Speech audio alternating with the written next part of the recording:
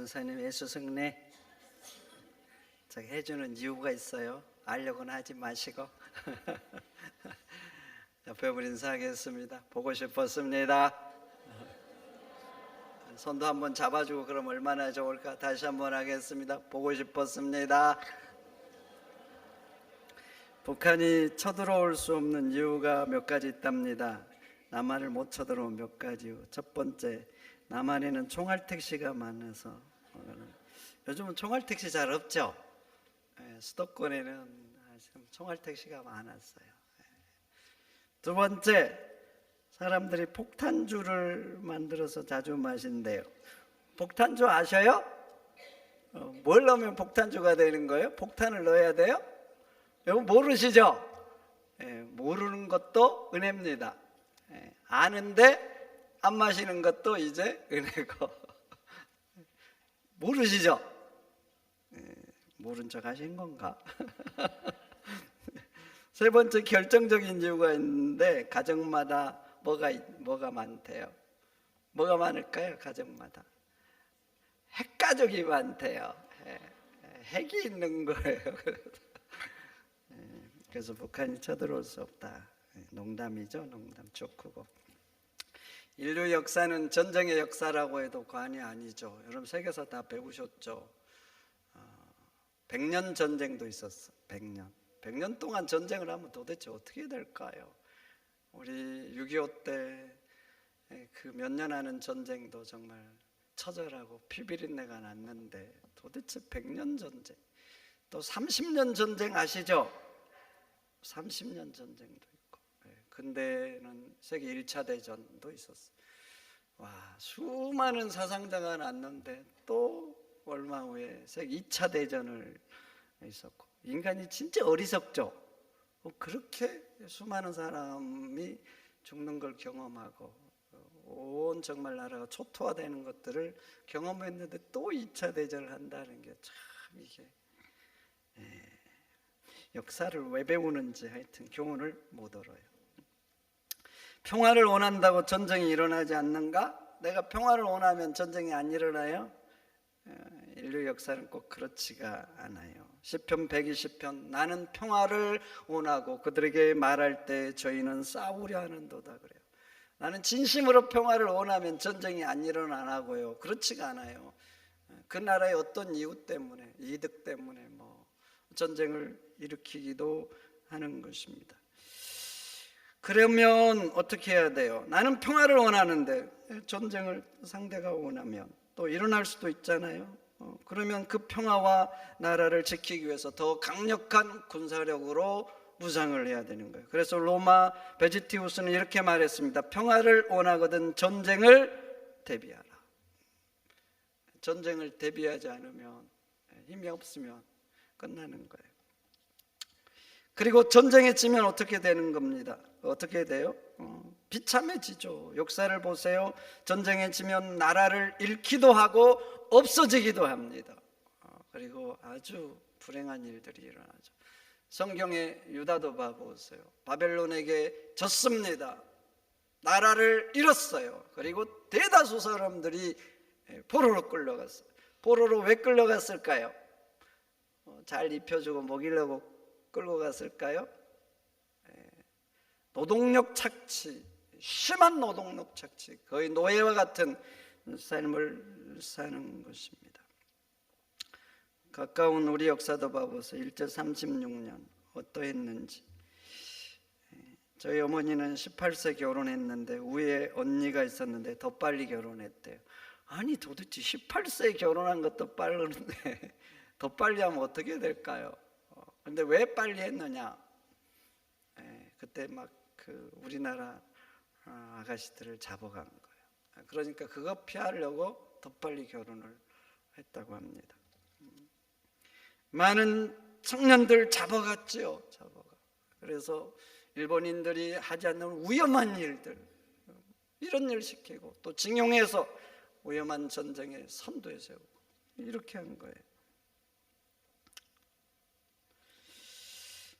그래서 우리도 평화를 유지하고 나라를 지키기 위해서 천문학적인 국방비를 지출하고 한참 젊을 때 자기 인생을 준비하기도 바쁜 그 시절에 또 국방의 의무를 하게 합니다. 왜 그렇게 할까요? 전쟁에 지면 지금과 비교할 수 없는 대가를 지불해야 돼요. 물론 국방비가 많죠. 전쟁에 지고 일어나면 어떻게 되겠어요? 그것과는 비교가 안 되는 대가. 그리고 뭐 이렇게 잠시 국방의 의무를 지는 것보다 또 비교가 안 되는 가정마다 비참한 일들을 당하게 되는 거예요. 그래서 국가 간의 전쟁은 절대로 지면 안 돼요. 안 돼요. 지면 안 돼요. 왜냐하면 지면 비참해지기 때문에. 그런데 여러분, 우리 영적인 전쟁도 그래요. 사단과 싸움에서 절대로 지면 안 됩니다. 지면 안 돼요. 아담과 하와가 사단과 싸움에 져서 어떻게 됐습니까? 영생을 잃었어요. 여러분들은 심각 안 해요. 지금 영생을 잃었어요. 영생만 잃었나요? 지옥에 가는 존재가 됐잖아요. 지옥에 가는, 영원토록 고통을 받는 지옥에 가는 존재가 된 거예요. 그리고 영생을 잃고 잠시 이 땅에 살 때도 한번 봐보세요. 우리 인간은 하나님의 거룩한 영의 지배를 받고 사랑 가운데, 서로 배려 가운데, 섬김 가운데 살아가야 되는데 이제는 그게 끝난 거예요. 악한 영의 지배를 받고 다투고 싸우고 시기하고 이기적으로 그냥 아주 이렇게 이기적인 인간이 되고 만 거예요. 그 결과 보세요. 성자 예수께서 육신의 몸을 입고 이 땅에 와셔서 십자가에 죽는 일까지 발생을 한 것입니다. 그래서 우리도 사단과의 전쟁에서는 꼭 이겨야 돼요. 꼭 이겨야 돼요. 함께 보겠습니다. 이기자. 국가 간의 전쟁 치면 안 되듯이 그보다 더 승리해야 될 건 사단과의 싸움이에요. 영적인 싸움. 이건 지면 절대 안 돼요. 절대로 안 돼요. 그러면 우리 인생의 영적인 전쟁에서 이기기 위해서 어떻게 해야 되는가? 몇 가지 해야 돼요. 그건 첫째, 내 싸움의 대상이 누구인지 분명히 알아야 됩니다. 우리 싸움의 대상이 누구인가? 에베소서 6장 12절에 말하죠. 우리의 싸움은 혈과 육이 아니라고. 공동 번역에는 이렇게 말합니다. 우리가 싸워야 할 원수는 인간이 아니다. 악한 영과 하늘을 지배하는 악령들이다, 이렇게 말을 해요. 사단이 우리가 싸워야 될 대상이라는 거예요. 인간이 아니라고. 그런데 사람들 봐보세요. 사람과 싸우잖아요. 사람과. 아내와 남편과 싸우고. 사랑하면서 살아도 부족할 세상에 왜 싸우면서 사실까?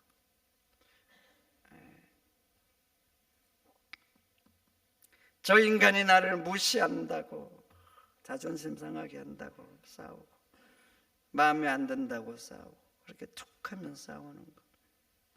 여러분, 사단이 우리 인간에게 향한 첫 번째 목표가 뭔지 아세요? 사단이 우리 인간에게 뭘 원할 것 같아요? 뭘 목표할 것 같아요? 우리를 뭐 가난하게 하고 병들게 하고, 이게 아니에요. 사단의 첫 번째 목표는 하나님을 등지게 하는 거예요. 하나님을 멀리하는 거. 이게 첫 번째. 두 번째 목표가 뭔지 아세요? 인간 간에 등을 지고 살게 하는 거. 이게 사단의 목표예요.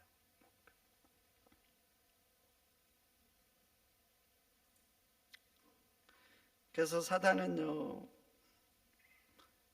약한 사람이 있으면 그 속에 악을 심어줍니다. 악을 심어줘. 그러면 그 악으로 다른 사람을 자극하게 해요. 그러면 사람들은 백발백중 걸려듭니다.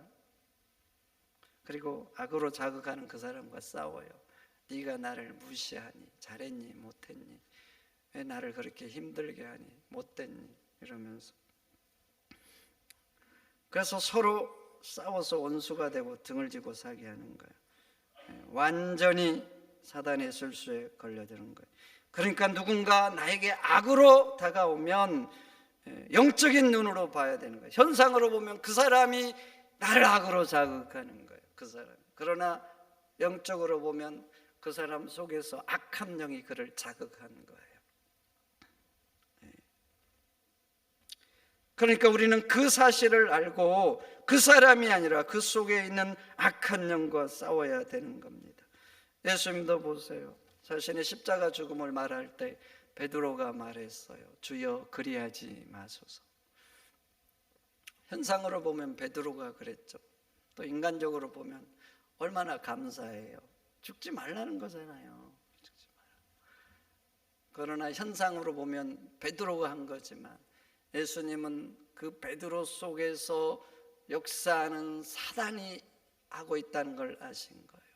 그래서 말했잖아요. 사단아 내 뒤로 물러가라. 너는 나를 넘어지게 하는 자로다. 베드로가 한 것인데 예수님은 베드로 속에 사단이 역사한 걸 아신 거예요. 그래서 사단을 물리치고 있는 것입니다. 그런데 사람들은 사람 속에 역사하는 악한 영에 집중하지 않고 사람에게 집중합니다. 그래서 너가 잘했니 못했니, 왜 나의 자존심을 긋고 상처를 내니, 그래서 그 사람과 싸워서 미워하고 원수가 되고 등을 지고 완전히 사단이 원하는 대로 되고 마는 겁니다. 여러분, 그래서 여러분들은 마음에 명심하고 또 명심해야 됩니다. 사람은 싸움의 대상이 아니라 사랑의 대상이라는 것. 우리의 싸움의 대상은 사단과 악한 영이라는 것. 여러분, 우리의 싸움의 대상은 사단입니다. 사단이에요. 인간은 사랑의 대상이에요. 그래서 예수님은 온수도 사랑하고 그를 위해서 기도하라 말씀한 거예요. 온수잖아요, 온수. 내 인생을 정말 어렵게 하고 무너뜨린 원수. 그런데 그런 자들도 사랑하라는 거예요. 그러니 여러분, 집안에서 싸우지 마세요. 싸우지 마시고, 성도들 간에도 싸우지 마시고, 교회지만 교회도 살다 보면 또 신앙생활 하다 보면 꼴 보기 싫은 인간들이 가끔 생깁니다. 안 생기셔요? 안 생긴 자는 복이 있을진저. 그런데 어쩌다가 생길 수도 있어요. 지금까지 없었지만 앞으로 혹시 몰라요. 생길 수 있습니다. 생길 수 있어요. 그래도 사랑하셔야 돼요. 싸우지 마시고, 이웃과도 싸우지 마시고, 싸우지 마시고. 오히려 그 사람이 악으로 다가오면 그 사람 속에 악을 보시고 악한 영을 보고 예수 이름으로 물리치세요. 사단아 내 뒤로 물러가라. 그리고 그를 위해서 오히려 기도하세요. 그러면 말이죠, 사단은 한 길로 왔다 7길로 도망가고 마는 거예요. 악이 더 이상 크지를 못해요. 우리 삶 가운데 악이 뿌리를 내리지를 못해요. 여러분들은 믿음으로 승리하는 자가 된 거예요. 그러니까 사람과 싸우지 마시고 사단과 싸우는 여러분들이 되시기를 축원드립니다. 축원드립니다. 두 번째, 전쟁에서 이기려면, 인생의 전쟁에서 이기려면 이 모든 싸움이 하나님께 속해 있다는 것을 믿어야 합니다. 우리의 인생의 전쟁은 하나님께 속해 있다. 믿어야 돼요. 대하 20장 15절, 아시엘이 이르되 온 유다와 예루살렘 주민과 아사밧 왕이여 들을지어다. 여호와께서 이같이 너에게 말씀하시기를 너희는 이 큰 무리로 말미암아 두려워하거나 놀라지 말라. 이 전쟁은 너희에게 속한 것이 아니요 하나님께 속한 것이니라. 살다 보면 내 힘으로 이길 수 없는 전쟁들이 있어요. 내 힘으로 극복할 수 있는 문제들. 그런데 아셔야 돼요. 우리 인생의 모든 싸움과 문제는 하나님께 속한 것입니다. 하나님께 속한 거예요. 이 사실을 믿어야 돼요. 그래야 두렵지 않는 거예요. 그래서 아시엘도 말한 거예요. 이 전쟁은 여호와께 속한 것이니 너희는 이 큰 무리로 인하여 두려워하거나 놀라지 말라. 여러분, 우리 인생의 문제는 하나님께 속한 것입니다. 하나님께 속해 있다고 믿으세요. 믿으세요. 3상 17장도 보세요. 여호와의 구원하심은 칼과 창에 있지 아니함을 이 무리로 알게 하리니 전쟁은 여호와께 속한 것이니 그가 너희를 우리 손에 넘기시리라. 다윗이 골리앗에게 나가면서 한 말이에요. 전쟁은 하나님께 속한 거라고 하잖아요. 하나님께. 골리앗이 있습니다. 골리앗이 있어요. 거인 골리앗, 배틀채만 창을 가지고 있고 전신갑주로 무장하고 옆에는 무기를 들어주는 또 다른 군인도 있어요. 사람들은 다 그것을 보면서 전쟁은 자기 힘에 있고 골리앗에게 있다고 생각해요. 무기에 있고 전술에 있다고 생각해요. 거기 있는 사람들은 다 그렇게 생각해요. 그러니까 골리앗이 조속으로 나와서 조롱하지만 아무도 나오지 못하고 오히려 두려워 떠는 거예요. 사울왕이 골리앗을 물리치는 자에게는 사위로 삼겠다고 했어요. 그래도 못 나가요. 그런데 다윗은 달랐어요. 전쟁은 하나님께 속한 것이다. 저 칼에 있고 골리앗에게 있지 않다. 하나님께 속한 것이다. 여러분, 그렇게 믿고 믿어지니까 골리앗 앞에 나간 거예요. 믿어지지 않으면 어떻게 나가겠어요? 골리앗에게 나간다고 하니까 그 형들이 미쳤냐 그랬잖아요. 네가 양 몇 마리 치더니 교만하다 이렇게 말했어요. 형들도 안 믿은 거예요. 전쟁은 하나님께 속한 것이라고. 그러나 다윗은 하나님께 속한 거라고 믿은 거예요. 그리고 나가면서 말한 거예요. 여호와의 구원하심은 칼과 창에 있지 아니함을 이 무리로 알게 하리라. 얼마나 멋집니까? 다 믿지 않고 모르잖아요. 그러니까 여호와의 구원하심은 칼과 창에 있지 아니함을 이 무리로 알게 하리라. 전쟁은 여호와께 속한 것인즉 그가 너희를 우리 손에 넘기시리라. 적들에게도 선포하잖아요. 유다 군인들에게도 선포하고. 멋지지 않습니까? 여러분, 우리 전쟁도 마찬가지예요. 하나님께 속한 것입니다. 나에게 속해 있다 그러면 언젠가는 좌절할 순간이 옵니다. 살다 보면 인생에 골리앗 만나죠. 골리앗을 보고 나를 보면 어떻게 합니까? 큰일 나는 거죠. 살다 보면 인생의 홍해도 만납니다. 건너지 못하면 죽잖아요. 그러니까 이스라엘 백성들 홍해 앞에 서서 원망하고 불평하고 왜 우리를 이곳에 인도해서 죽게 하느냐고 난리를 피우잖아요. 우리는 안 그럴 것 같아요. 넘어야 사는데 넘지 못하면 죽는 거예요. 그러면 슬프고 아프고 눈물 나고 하는 거예요. 그러나 여러분, 우리 인생의 모든 싸움과 문제는 하나님께 속한 것임을 믿으시기를 축원드립니다. 그래야 인생의 골리앗 만나도 당당하게 맞설 수 있어요. 그래야 세상 수단 발휘하지 않습니다. 세상 수단 발휘하지 않고 거룩한 말씀 붙들고 거룩하게 반응하는 거예요. 우리의 자녀 문제도 하나님께 속해 있습니다. 건강 문제도 하나님께 속해 있어요. 아멘입니까? 직장 문제도 인간관계 문제도 하나님께 속해 있어요. 그러니 여러분, 하나님을 믿으시기를 축원드립니다. 나의 인생은 하나님께 속한 것이다. 내 인생의 싸움도 하나님께 있다. 하나님께 속한 것임을 믿어야 돼.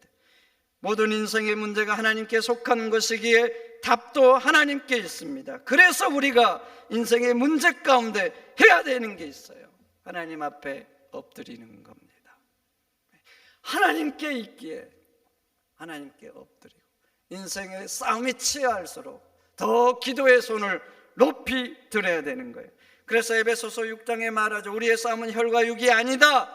사단과 악한 영들이라 이렇게 말하면서 마지막으로 당부한 게 뭐예요? 마지막으로 이 영적인 싸움에서 승리하기 위해서 마지막으로 당부한 거 이겁니다. 무시로 성령 안에 깨어 기도하라.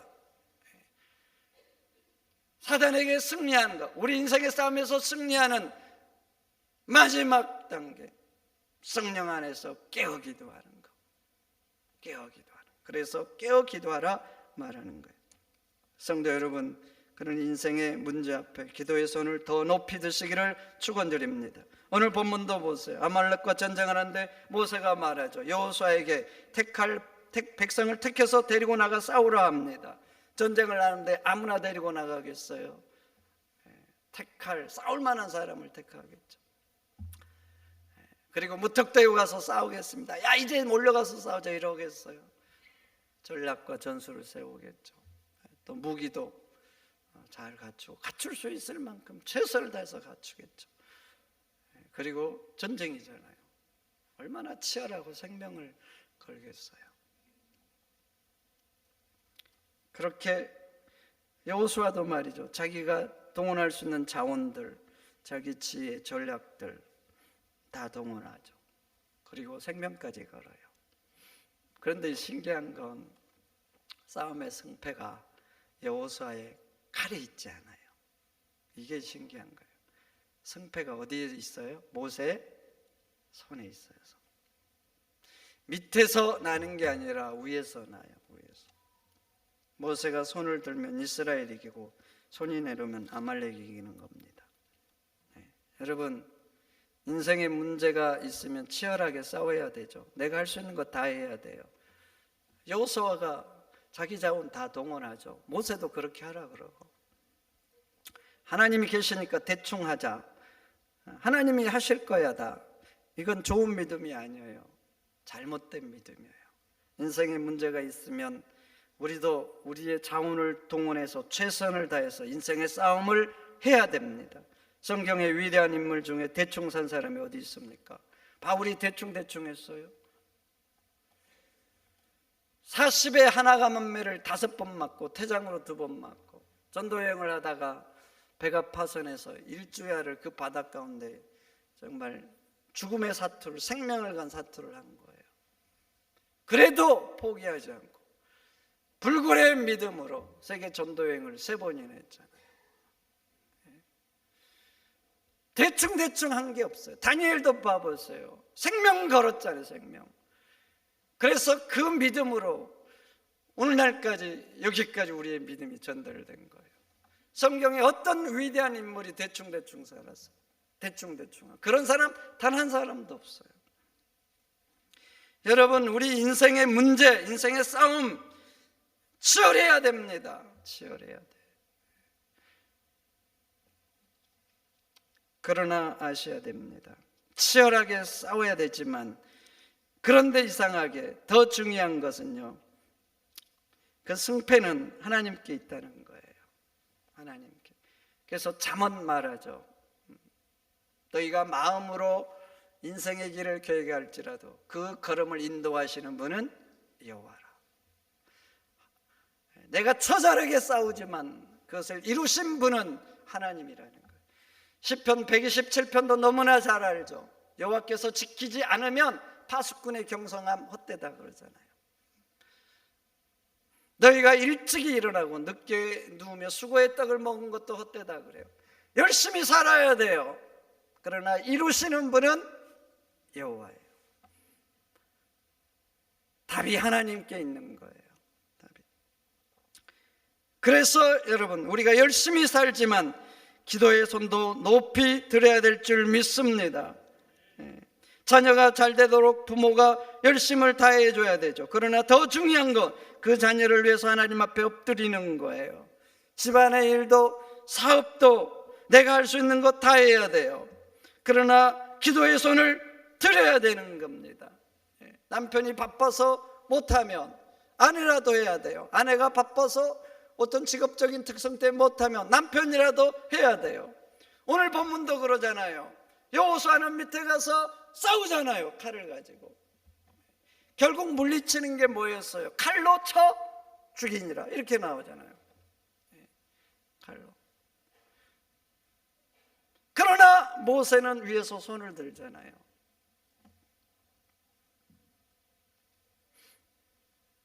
교회의 붕을 위해서도 열심히 해야 됩니다. 게으르게 하고 나태하고 그냥 놔두고 어떻게 교회가 부흥하겠어요? 되겠습니까? 되겠어요. 그런 건 없어요. 그런 거 치열하죠. 치열해.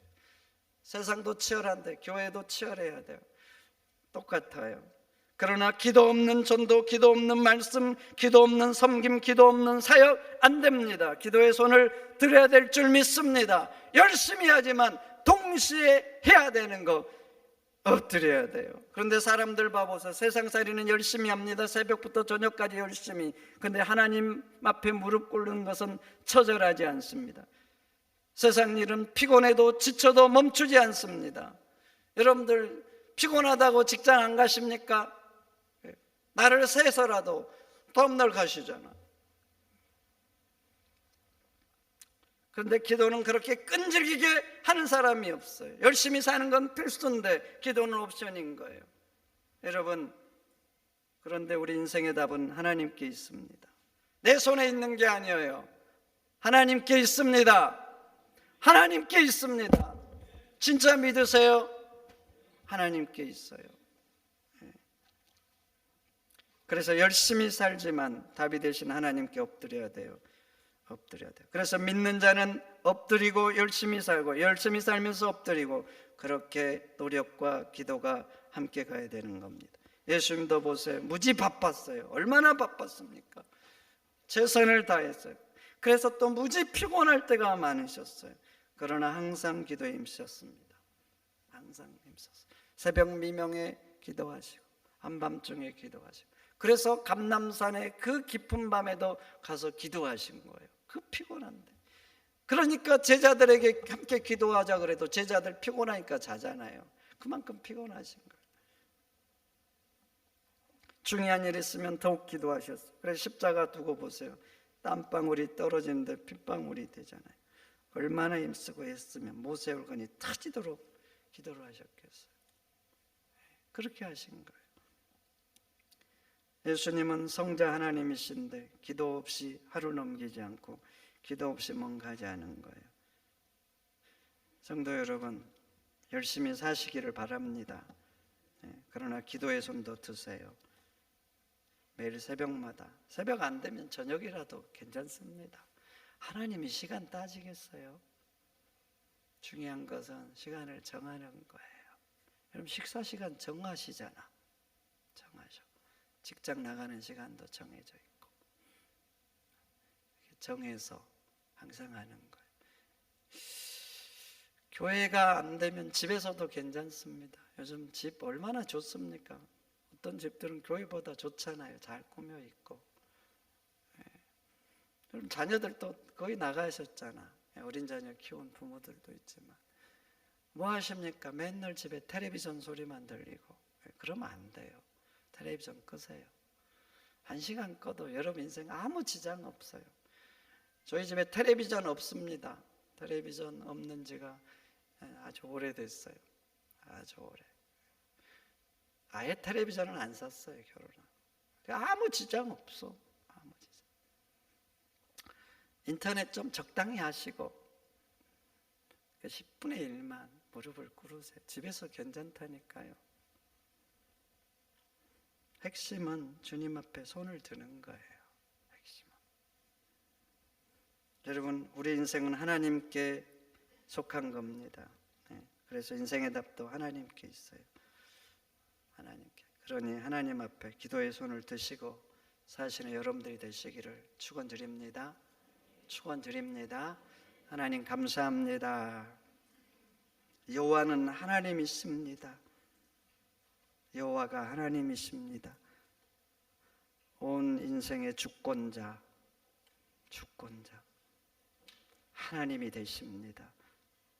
이 하나님 앞에 우리 인생을 의탁하고 기도하면서 사는 저희들이 되도록 역사하여 주옵소서. 너무 우리 자원만 믿지 않게 하소서. 너무나 빈약한 자원, 이 자원을 의지하지 않게 하소서. 열심히 살지만 그러나 하나님께 답이 있다는 걸 믿고 주님 붙들고 살아가는 저희들이 되도록 역사하옵소서. 존귀하신 예수님의 이름으로 기도하옵나이다. 아멘.